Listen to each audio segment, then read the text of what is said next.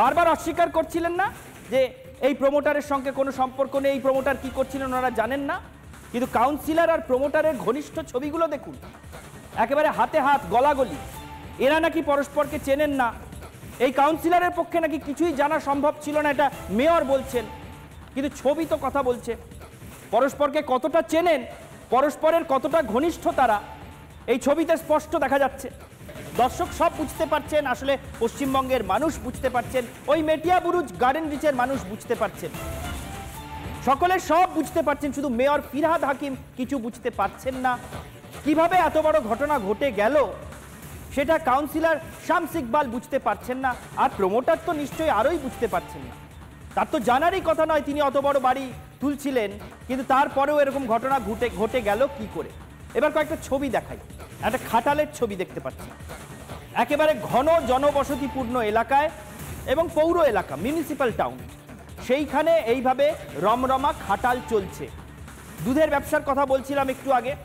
134 নম্বর ওয়ার্ডের কাউন্সিলর 134 নম্বর ওয়ার্ডের কাউন্সিলর শামস ইকবাল বা তার আগে তার বাবা মুন্না ইকবাল এবং এই গ্রেফতার হওয়া প্রমোটার ওয়াসিম, এরা ওই এলাকার দাপুটে লোক, তারা দুধের ব্যবসা করেন। ফলে এলাকায় খাটাল তো চলতে দিতেই হবে। যে খাটালের ছবি এই মুহূর্তে দেখাচ্ছি, এই খাটালটা 134 নম্বর ওয়ার্ডের নয়। 134 নম্বর ওয়ার্ডের সীমানা ছেড়ে 5 মিনিট এগোলেই মহেশতলা পুরসভার এলাকা পড়ছে এবং সেখানে দেখতে পাচ্ছেন ঘন জনবসতিপূর্ণ এলাকায় এরকম খাটাল চলছে। পৌর আইন যতদূর জানা যায় তাতে ঘন জনবসতিপূর্ণ এলাকায় এরকম ঘিঞ্জি জায়গা যেখানে এত লোকজন বাস করেন, তার মাঝে এরকম মিউনিসিপ্যাল টাউনে খাটাল চালানোর নিয়ম নেই। এটা অবৈধ, এটা বেআইনি, কিন্তু খাটাল ওখানে চলছে।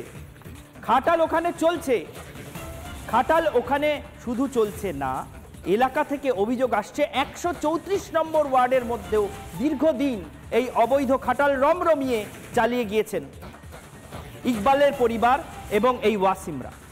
যদিও সেই খাটাল পর্যন্ত পৌঁছতে আমাদের প্রতিনিধিকে বারবার বাধা দেওয়া হয়েছে, ঠিক যেমন আজ সকাল থেকে রিপাবলিক বাংলার প্রতিনিধিরা যারা ওখানে ছিলেন তাদের অনেককেই বাধা পেতে হয়েছে ওই ধ্বংসস্তূপে যে উদ্ধার কাজ চলছে তার ছবি তুলতে।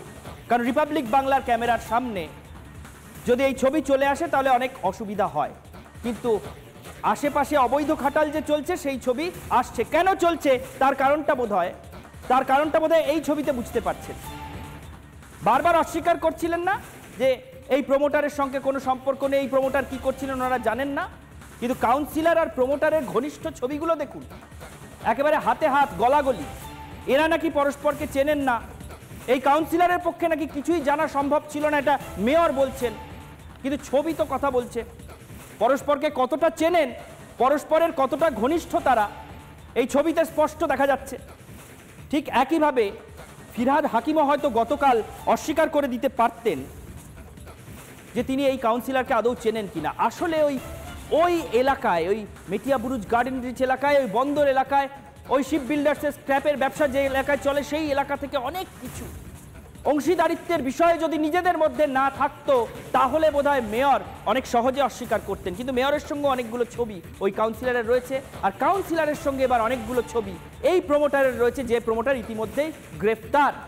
এরপরেও বলবেন যে আপনারা কিছুই জানতেন না? বিশাখা, এরপরেও কি এরা এই কথাগুলো বলতে পারবেন?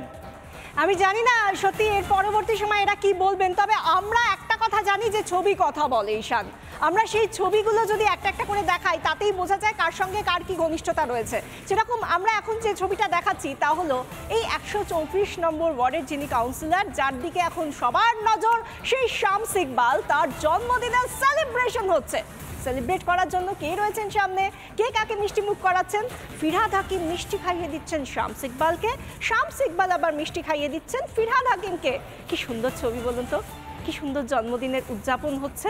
আর এই যে জন্মদিনের উদযাপন, এর পরেও আমাদের কি সত্যিই বলে দিতে হয় যে কেন ফিরহাদ হাকিম শুধুমাত্র 134 নম্বর ওয়ার্ডের যিনি কাউন্সিলর তাকে গার্ড করার জন্য বা তাকে প্রোটেক্ট করার জন্য কেন এত উঠে পড়ে লেগেছেন? কেন বলছেন কাউন্সিলরের কিচ্ছু জানার কথা নয়, কোনো কিচ্ছু জানবেন না কাউন্সিলর, সব জানবেন প্রশাসন? তার মানে তিনি কাউন্সিলরকে কোথাও আলাদা করে রেখে দিচ্ছেন, তিনি প্রশাসনের কেউ নন। এমনটা অন্তত আপনাকে, যারা আপনারা 134 নম্বর ওয়ার্ডের ভোটার, যারা ভোট দিতে গিয়েছিলেন, তাকে জনপ্রতিনিধি করেছিলেন, তাকে নিয়ে হয়তো আপনাদের এটাই ভাবাতে চাইছেন ফিরহাদ হাকিম।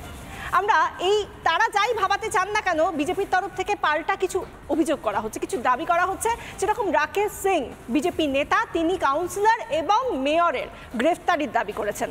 রাকেশ সিং কি বলছেন শুনুন।